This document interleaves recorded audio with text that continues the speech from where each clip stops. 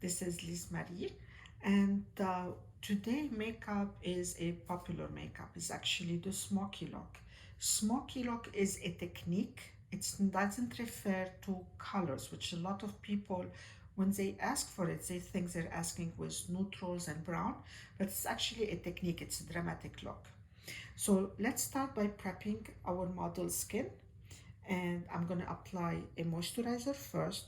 Remember, you always moisturize. Make sure the entire face is nicely covered and under the eye. So the moisturizer I use is at the same time, it does have a serum and an eye cream, so I can use it over there. If not, you can actually go ahead and use a eye cream, a separate one. So face and under eye both need to be moisturized and protected. Moisturizer is at the same time like a primer. It actually work as to plump the skin.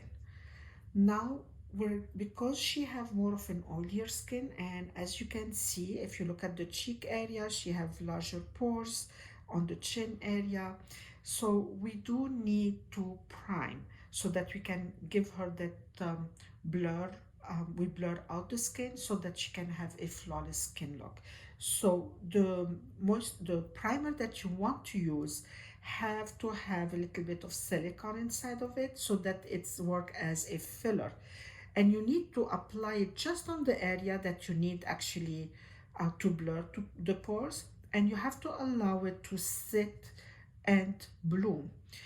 Primer need to blooming, it swells up and it fills in all those pore area. Now this primer and specifically have a little bit of an oil absorbent, so it will help with the shine in her skin. So now that I apply it, I just leave it alone. You don't need to massage it. It's not a moisturizer. It's not absorbed by the skin. It just sits on top of the skin. In a few seconds, it's going to bloom and fill in my pores so that when I apply the foundation, it goes on smoothly. So like we did with the first model, and with every single model, you're going to do the same thing. You ask yourself the three questions. Is my customer or model light, medium, or dark? So she's medium to dark. She's not dark and she's not medium. So she's right on that border. Now I ask my second question. Is she warm or is she cool? Looking at her skin, she have a lot of yellow in her skin, and she is more of a warm, not a cool. Those redness that you see in here are actually from acne scarring. They're nothing to do with the color of her skin. Now that I did that, I look at the undertone. Does she have pink, yellow, or green in her skin? Looking at her, she have a lot of yellow. So she is a warm yellow undertone with medium to dark tones.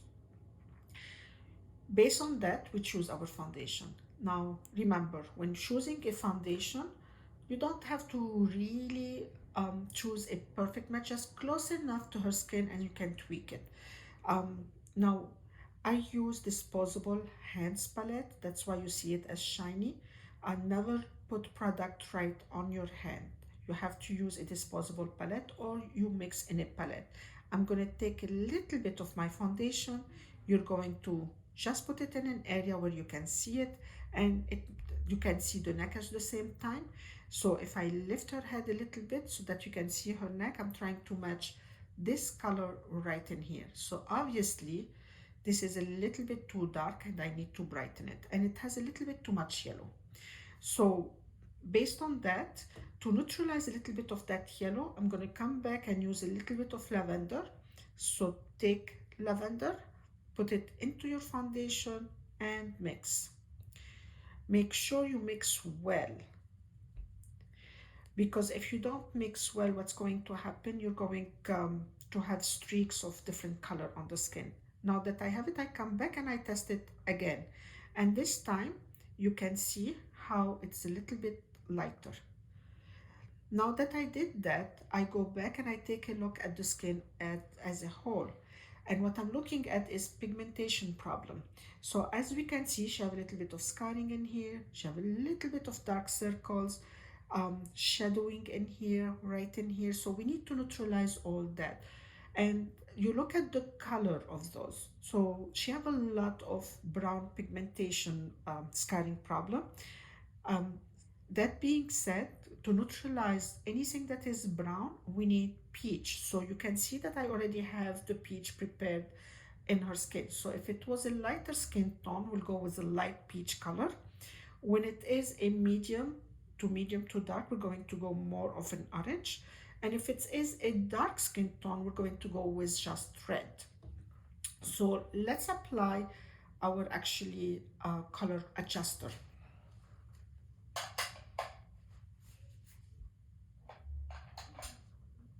So I'm taking a smaller brush, and you only apply it on the area that you need to neutralize, which in this case is the cheek area, right in here,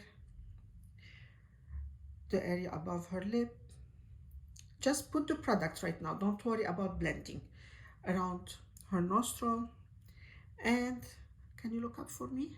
Open your eyes and look up. Yes, perfect. Right in here, right where I see a little bit of that shadowing.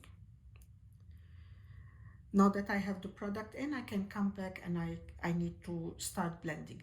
Now don't put too much. We just want a very sheer layer, because if you put too much, what you're going to end up having is an orange skin, because it's going to seep through the foundation. So just need layering, a very sheer layer of color corrector on the skin, so that it neutralizes anything that has that brown shade. I personally have brown pigmentation problem, and I use the same technique, except I go with a lighter shade of orange on my skin. Make sure you